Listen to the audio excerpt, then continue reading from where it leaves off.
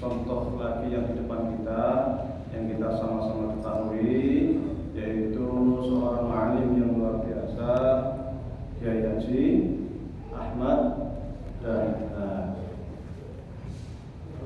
Dengan jasa beliau ini luar biasa, dengan mendirikan Muhammadiyah ini luar biasa, amal solehnya luar biasa, rumah sakit di mana-mana, sekolahan di mana-mana, ekonominya juga luar biasa, yang bisa menandingi orang-orang Kristen yang Muhammadiyah ini.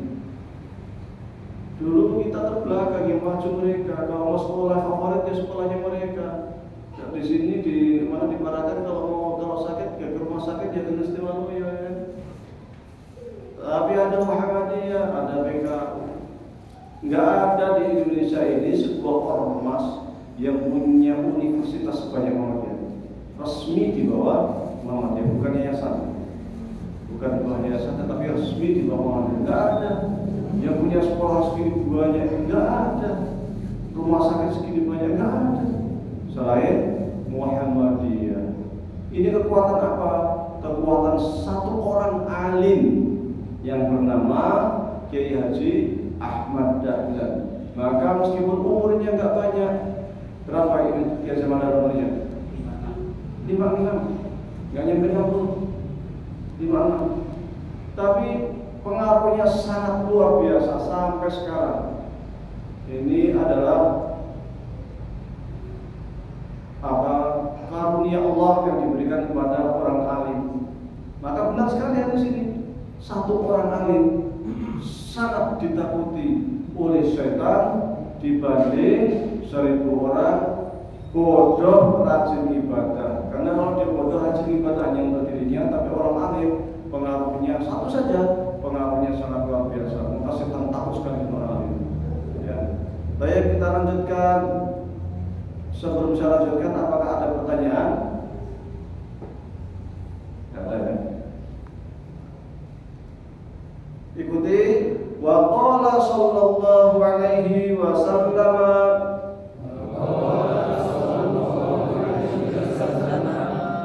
Fadlul alimi على العابد كفضل القمر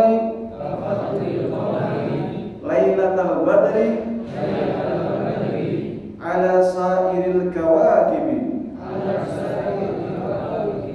وقال صلى الله عليه وسلم فضل العالم على العابد كفضل القمر ليلة البدر على سائر الكواكب. Kita terjemahkan. Waqala, dan bersabda siapa sallallahu alaihi wasallam, Nabi Muhammad sallallahu alaihi wasallam. Ini tadi sudah. Yang ketinggalan boleh lagi tulis.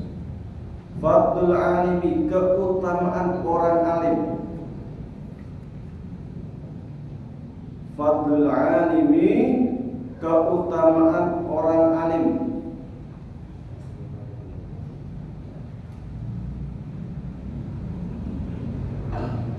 Alal abidi, dibandingkan seorang hamba.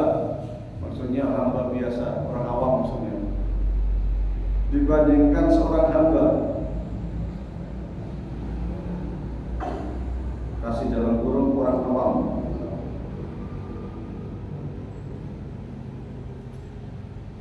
Kafadlil qamari, seperti keutamaan rembulan.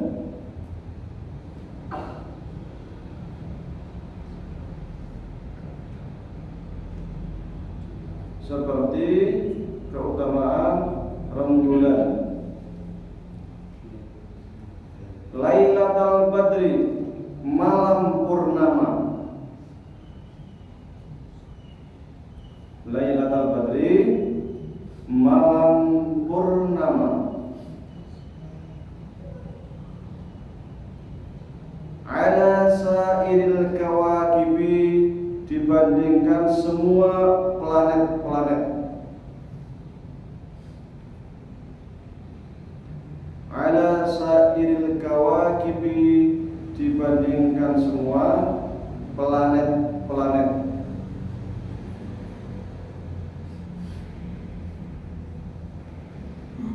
Saya ulangi, waqala sallallahu alaihi wasallam, waqala dan bersabdalah siapa sallallahu alaihi wasallam, Nabi Muhammad sallallahu alaihi wasallam. Fadlul alimi, adapun keutamaan orang alim, alal abidi, dibandingkan seorang hamba, orang awam, itu kafadlul qamari, seperti keutamaan rembulan, Lailatul Badri, pada malam bulan purnama, ala sahiril kawakibi, dibandingkan semua planet-planet. Kalau dalam istilah bahasa Arab, permisalan ini disebut dengan majas. Disebut dengan majas. Bahasa Indonesia pun majas ya? Oh iya, itu bahasa itu ngambil dari bahasa Arab. Majas. Bahasa Indonesia juga majas macam-macam, majas metafora, majas macam-macam ya. Dalam bahasa Arab pun sama. Kenapa sering sekali di dalam bahasa Arab ini ada majas? Karena tujuan daripada majas itu atau ungkapan-ungkapan metafor itu untuk mendekatkan otak kita supaya lebih paham. Maka ketika kita membuat majas, yang dimisalkan itu harus jelas, harus terang di otak kita. Tidak boleh membuat majas sementara yang dipermisalkan itu sesuatu yang tidak terang. Dan diantaranya juga syaratnya adalah sesuatu yang dijadikan sebagai permisalan itu jauh lebih jelas. Maka memang kesannya ketika kita membuat sastra itu berlebihan, karena syaratnya seperti itu.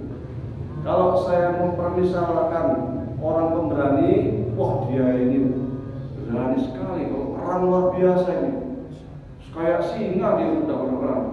Jadi di otak kita langsung kebayang singa itu kan besar, pemberani gitu kan. Jangan berani sekali dia, kayak tikus. Nah, jangan nggak pas, kayak lemut, nggak pas. Maka harus menggunakan permisalan yang lebih jelas.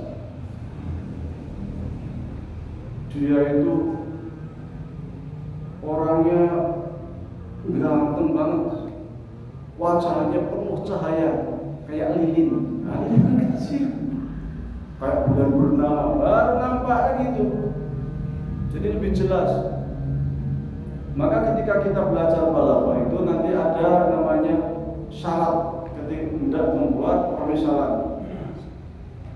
Muhammad itu seperti lautan dalam terkait dengan kedalaman ilmunya. Nah, kan? Jadi ada Muhammad, ada seperti, ada lautan. Apanya? Dalam kedalaman ilmunya. Jadi ada 4 syarat itu.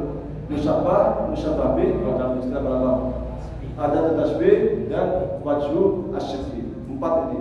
Dan 4 ini bisa dibuang 2, bisa dibuang 1, bisa dibuang 2. Muhammad itu seperti lautan. Anda paham?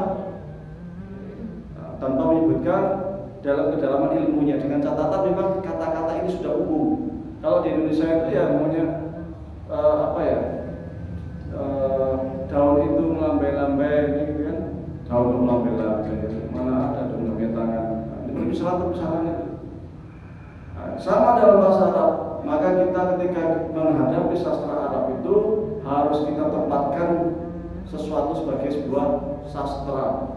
Karena ketika kita itu membaca sastra Arab, memahaminya apa adanya, maka kita akan tersesat, akan menganggap bulu berlebih-lebihan. Maka kita sering melihat pujian-pujian kepada Rasulullah SAW itu ya berlebih-lebihan.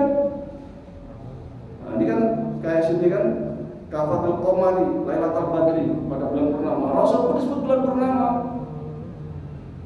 طلع البدر علينا من ثنيات الوداع وجب الشكر علينا مدعا لله داع أيها المبعوث فينا جئت بالأمر المطاع جئت أشرفت المدينة مرحبا يا خير داع. Rasul diperumpamakan seperti bulan purnama yang datang ke Madinah. Berlebih-lebihan, dia berlebih-lebihan, namanya juga sastra. Orang Indonesia pun ketika buat sastra juga berlebih-lebihan sama. Yang saya sampaikan tadi, kalau kita baca apa adanya, ini dipahami apa adanya. Masa Rasul ke bulan purnama, yang enggak, Rasul manusia kok. Jangan berlebihan begitu memuji Rasul. Rasul itu manusia biasa. Jangan dianggap bulan purnama. Loh, ini sastra. Rasul itu juga punya pakar sastra namanya Hasan bin Sabit. Suka memuji Rasul juga, berlebih-lebihan juga, namanya juga sastra.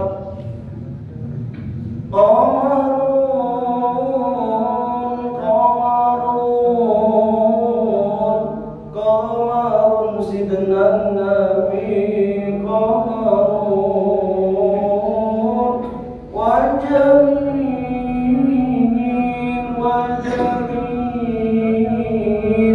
wajami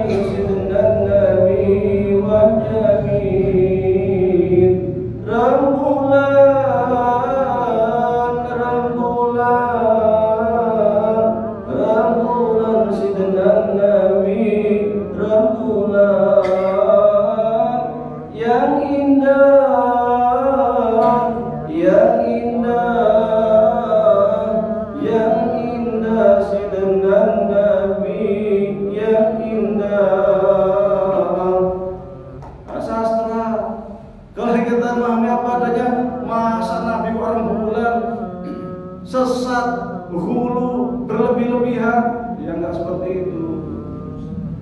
Karena belakangan ini sering muncul kelompok-kelompok orang yang sering mengharamkan, membid'ahkan, membaca bacaan sastra-sastra yang menjunjung Nabi Muhammad karena dianggap hulu berlebih-lebihan.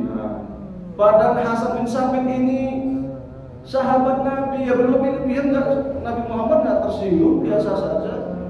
Bahkan ini namanya sunnah takririyah. Jadi sunnah itu dibagi menjadi tiga, hadis dibagi menjadi tiga. Yang pertama namanya hadis fi'li, apa yang dikerjakan oleh Nabi Muhammad SAW. Rasul makan pakai 3 jari karena makan kurma. Ini namanya hadis fi'li, dikerjakan. Atau Rasul mengatakan sallu kama ra'aitumuni usolli, salatlah kamu seperti saya sholat. Nah kita lihat, sahabat lihat, oh Rasul salatnya takbir, oh baca Fatihah, oh ada ruku, oh ada sujud. Nah ini namanya hadis fi'li. Ada namanya hadis qauli yang dikatakan oleh Rasulullah SAW. Innamal a'malu binniyat wa innamal likulli imrin ma nawa.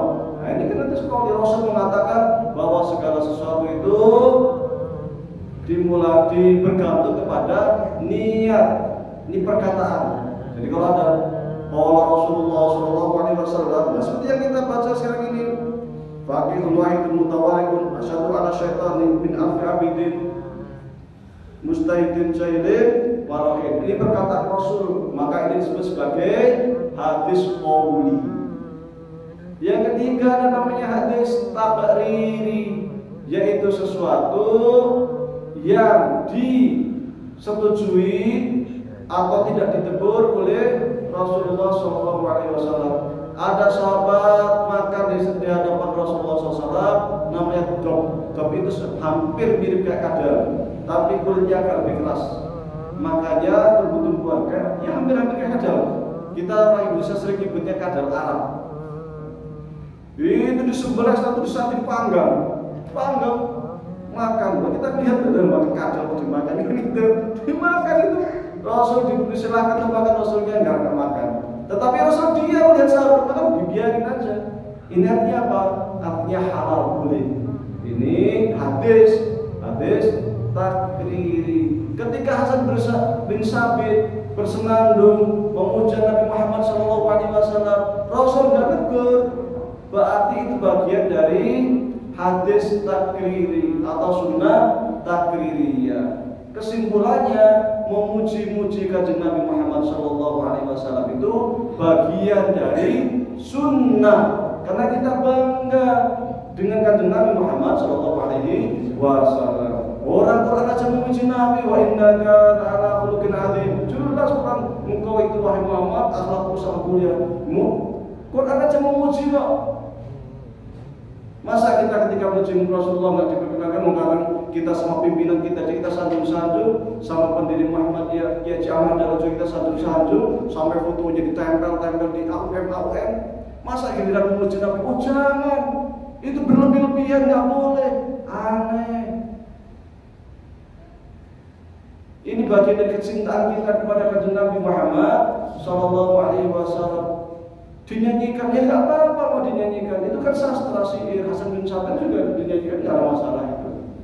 Nah, jadi kita memuji Nabi itu bagian dari sunnah. Maka kalau kita lihat orang-orang Arab itu banyak sekali buku-buku sastra yang memuji Nabi Muhammad SAW. Mau bahasa Indonesia silahkan, mau bahasa Arab silahkan. Bahasa Indonesia pun juga bagian dari memuji, itu bagian dari sunnah. Cuma kita pakai bahasa Indonesia. Rasulullah dalam namamu kami susuri lembaran sirahmu, baik ketir perjuanganmu membawa cahaya kebenaran. Memuji bahasa Indonesia boleh ya, sangat boleh, bagian dari sunnah. Hulu enggak, tidak berlebih-lebihan. Ini hal yang biasa, yang lumrah, bahkan ada teladannya langsung dari sahabat Nabi Muhammad SAW, dan bagian dari sunnah takririyah yang disetujui oleh kanjeng Nabi Muhammad SAW. Sampai sekarang orang Arab itu suka sastra. Di Mesir itu orang sedang sidang DPR, anggota DPR sedang serius. Waktu itu Husni Mubarak sedang menyampaikan pidato kenegaraan di gedung DPR. Tahu ada orang berdiri baca puisi, coba muji-muji Husni Mubarak. Nah, kalau di Indonesia pernah nggak langsung dikeluarkan? Keluar kamu dari sidang, orang serius, lagi sakral, ini baca puisi kan gitu. Tapi dasar orang Arab, ini sastra, ini senang, ini tradisi. Selesai baca, otomatis Mubarak langsung berhenti ceramah, karena ada orang yang baca puisi, muji-muji dia kan. Selesai baca puisi, tepuk tangan semua. Wah, luar biasa. Ini Arab. Dulu, ini cerita, di samping Ka'bah itu zaman jahiliyah, ini ada pasar. Kalau sebelum dibongkar, sekarang itu namanya pasar Senen. Tapi zaman jahiliyah itu namanya bukan pasar Senen, kan pasar Senen, pasar Seng itu namanya. Zaman jahiliyah itu namanya pasar Ukas. Pasar Ukas itu dekat dengan Ka'bah. Di dekat di pasar Ukas itu ada panggung. Lah di panggung situ itu sering ada festival. Pasar malam ada festival lomba baca puisi. Ya, baca syair Arab. Nanti yang menang juara 1 sampai juara 7 akan ditulis di apa? Kulit, tulis di kulit, pakai tinta yang bagus, tinta emas atau apalah. Nanti digantungkan di dinding Ka'bah. Sehingga ketika orang datang ke Ka'bah itu lihat, oh ini tulisannya. Dulu Ka'bah itu ya kadang buat nempel-nempel. Sampai dulu waktu Nabi Muhammad SAW diboikot kan pengumumannya ditempelnya di dinding Ka'bah. Karena Ka'bah ramai sampai Ka'bah itu. Di samping orang tawaf juga ada pasar. Orang belanja, termasuk orang zaman dulu ya belanja, ya termasuk buat jual beli apa? Berhala. Zaman saya jual beli berhala, habis tawaf beli berhala, ya. pasang di rumah, disembah di rumah. Tapi tawaf tak ada mereka. Seorang saja pun tawaf. 7 yang menang itu ditempel di dinding Ka'bah sehingga terkenal dengan istilah mu'allaqat sab'ah, al-mu'allaqat as-sab'ah. 7 pemenang puisi yang digantung di mana? Di dinding Ka'bah. Nah, ini menjadi kebanggaan yang menang itu. Oh, punya saya ditempel di dinding Ka'bah, dibaca oleh banyak orang. Ya kan gitu. Nah, ini sejarah sastra. Maka orang Arab ini sangat suka sastra. Maka kalau kita baca Al-Quran, sastra sekali. Gak bisa menyanyi manusia jin bersatu pun, gak akan mampu menyanyi satu ayat pun keindahan Al-Quran. Gak sanggup, saking indahnya, saking luar biasa sastranya yang terkandung dalam Al-Quran. Dulu Nabi Muhammad SAW itu wajib sholat malam. Qum laila illa qalila nisfahu aw inqus minhu qalila aw zid alaihi wa rattilil Qur'ana tartila. Jadi Rasulullah SAW itu wajib sholat malam. Kalau sholat otomatis membaca Al-Quran. Abu Jahal itu sudah ditanya. Rasul biasanya bangun malam jam 12, jam 1. Bangun dia Abu Jahal. Kemana? Ke rumah Rasul, nguping sampai rumah. Nguping apa? Baca Qurannya. Indah banget. Padahal dia gak beriman, tapi nguping juga dia. Nguping. Indahnya Quran luar biasa. Setelah selesai sholat, Rasul selesai sholat pulang. Nah, kan gitu. Itu hebatnya. Jadi dulu ketika ada utusan kaum orang-orang Arab dari Madinah ke Mekah untuk mencari kebenaran Nabi Muhammad, karena dulu itu di Mekah, di Madinah itu orang Yahudi sering mengatakan wahai orang Arab. Dulu orang Yahudi sama orang Arab Madinah itu musuhan, tapi musuh apa istilahnya itu? Perang dingin. Artinya sering ejek-ejekan, sering apa? Orang Yahudi bilang awas aja kamu orang Arab. Di orang Arab itu ada suku Khazraj, suku Aus di Madinah. Awas aja kamu orang Arab. Nanti kalau datang Nabi terakhir, kami akan ikut Nabi terakhir. Kamu semua orang Arab aku usir dari Madinah. Kita semuanya akan masuk Madinah. Nah, gitu. Orang Arab Madinah ini suatu kali mendengar ada Nabi di Mekah, langsung rapat darurat. Wih, ada Nabi ini, kita dengar ada Nabi ini di Mekah ini. Sepatnya kita harus ke Mekah ini. Jangan-jangan benar ini. Jangan-jangan ini yang sering dikatakan oleh Yahudi. Jangan sampai duluan Yahudi. Cepetan. Gitu. Akhirnya setelah rapat darurat mereka ke Mekah, nyari orang yang ngaku Nabi. Tanya-tanya orang Mekah, apa jawabnya orang kafir Quraisy? Enggak ada itu. Adanya tukang sihir, adanya dukun.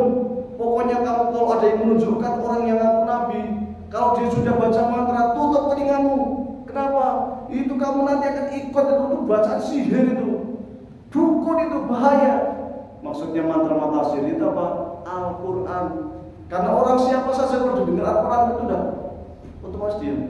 Kita lah, jangan orang Arab yang orang Arab kan mereka paham bahasa Arab ya. Kita saja yang orang Ajam yang nggak paham Al-Quran, ya kalau baca Al-Quran aja masih tajwidnya masih berantakan. Kalau ingin paham pakai terjemahan, itu pun yang kita nggak paham. Kalau dengar bacaan Al-Quran, tenang hati kita itu enak. Bandingkan habis itu ada dengan dangdutan, genjrengan, matikan ganti dengan suara Al-Quran. Bandingkan ada nggak perbedaan rasa di hati? Itu indah baca Al-Quran itu. Padahal kita orang asing, bukan orang Arab, apalagi orang Arab zaman dulu. Sehingga ketika mereka mendengar Quran itu, masya Allah indahnya, sastranya yang luar biasa itu. Nah, ini sama ini. Maka di sini juga menggunakan kata sastra. Maka kita ketika membaca sastra-sastra Arab itu, membaca syair Arab itu tempatkan sebagai sastra, jangan kemudian di tempat dipahami apa adanya. Karena ketika kita memahami apa adanya akan menganggap itu sebagian dari huruf sifat berlebihan, memuji Rasul berlebihan, memuji sahabat berlebihan. Nah ini karena kita kurang paham sastra. Padahal Nabi sendiri mengatakan ashabi kan nujum bi ayyi maqtadaitu ihtadaitu. Pakai permisalan juga, sahabatku itu seperti, ya kan? Rasul bilang, nah, itu pakai sastra juga Rasul. Sahabatku itu seperti bintang-bintang di langit. Siapapun sahabatku ini yang kamu ambil, kamu pelajari dia, kamu baca sejarah dia, biografi dia, kemudian kamu ikuti, pasti dia itu akan memberikan petunjuk pada kamu. Rasul pun pakai sastra juga seperti itu, biasa. Maka tempatkan sastra sebagai sastra, karena kalau tidak kita akan sedikit-sedikit bilang dulu berlebihan dan sebagainya. Maka belajar ilmu balaghah itu menjadi penting. Saya kadang heran pada beberapa kelompok yang mengharamkan ilmu balaghah, mengharamkan baca badi, bayang ma'ani, karena dianggap nanti akan melakukan takwil terhadap Al-Quran. Sementara takwil hukumnya haram. Hanya repot. Orang Arab itu aslinya orang Arab itu sastra. Maka orang Arab mengatakan inna lil bayani lasihron. Sesungguhnya di dalam ungkapan kata-kata itu terdapat seperti sihir. Sesungguhnya di antara kata-kata itu seperti sihir. Ya sama orang Indonesia lah. Cowok yang lagi kasmaran kan gombalin saya kan pakai sastra gitu. Ini kan kalau biasa matahari sekarang sama benar gitu. Gombal gitu. Pakai sastra, nggak pakai apa adanya pada longel, gingsul gitu kan. Giginya kuning, tetap jengok. Wah juga nah itu karena lagi kasmaran ceweknya langsung kelompok gitu. Wah senang gitu. Nah ini makanya sihron dianggap seperti sihir. Baik, sampai di sini apakah ada pertanyaan? Pas jam 8. Sekiranya tidak, akan saya tutup dengan sebuah doa. Doa ini saya buat sendiri untuk rakyat Palestina yang saya sebut dengan istilah nidaul jihad, sholawat nidaul jihad. Kita doakan rakyat Palestina supaya mereka tetap tegar di dalam berjihad melawan kaum Yahudi, mendapatkan rahmat Allah. Semoga juga Allah binasakan, hancurkan orang Yahudi. Allah balikkan makarnya orang-orang Yahudi. Allah binasakan, Allah hancurkan negara-negara Yahudi dan para pendukung negara Yahudi. Salawatnya bunyinya begini, ini buatan saya. Jadi kalau Anda cari-cari di YouTube, di mana kakak ketemu, kecuali di YouTube ada. Allahumma sholli ala sayyidina Muhammadin yuthabitu bihi aqdama mujahidil Filistinin wa yu'izu bihil Islam wa yu'li bihil muslimin wa yansuru bihi al yahud a'da'an wa a'da'in wa yusattitu bihi syamlahum wa yufarriqu bihi jam'ahum wa yufarriqu bihi tadbirahum wa yazulu bihi dawlatahum ilal jihad nida Allah lil mu'minin ilal jannah allati yu'idal muttaqun. Allahumma sholli ala sayyidina Muhammadin yuthabitu bihi aqdama mujahidil Filistinin wa yu'izzu bihil Islam wa yu'li bihil muslimin wa yansuru bihi 'alal yahud a'da'aka wa a'da'in wa yushattitu bihi syamlahum wa yufarriqu bihi jam'ahum wa yufarriqu bihi tadbirahum wa yazulu bihi dawlatahum ilal jihad nida Allah lil muslimin ilal jannah allati wu'idal muttaqun. Ini namanya salat nidaul jihad. Satu lagi yang juga saya persembahkan untuk rakyat Palestina, saya namakan dengan Al-Qudsu lana, bahwa Masjid Aqsa ini milik kita dan Masjid Aqsa akan kembali kepada kita. Suatu kali nanti kita akan kibarkan bendera kemenangan di Masjid Suci Al-Aqsa. Kita berdoa suatu kali nanti kita akan sholat di Masjid Suci Al-Aqsa.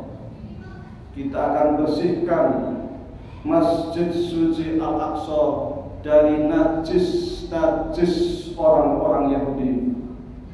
Kita akan duduk bersimpuh di sana dan kita akan mengucapkan sholawat kepada kanjeng Nabi Muhammad SAW. Ini bahasa Indonesianya, bahasa Arabnya begini.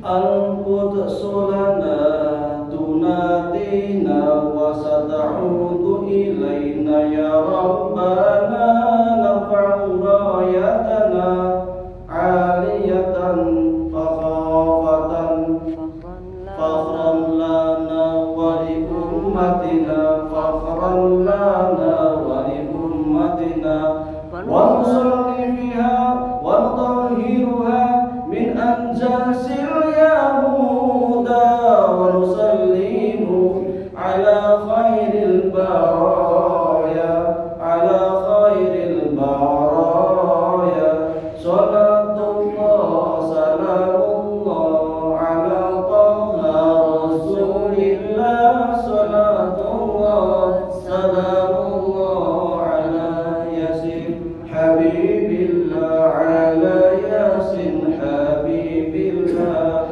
al-Qudsu lana tunadina wa sata'udu ilaina ya Rabbana narfa'u rayatana aliyatan fakhran lana wa li ummatina fakhran lana wa li ummatina wa nusalli fiha wa nutahhiruha min anjasil yahuda wa nusallimu ala khairil baraya ala khairil baraya salatullah salamullah ala taha rasulillah salatullah salamullah ala yasin habibillah ala yasin habibillah. Oke, terima kasih. Sekarangnya orang lihat ngarang salawat, nulis salawat ya, ini aneh ini. Mudah-mudahan bermanfaat. Ini kita persembahkan untuk rakyat Palestina. Mudah-mudahan mereka diberi kekuatan di dalam ujian, Allah berikan kemenangan.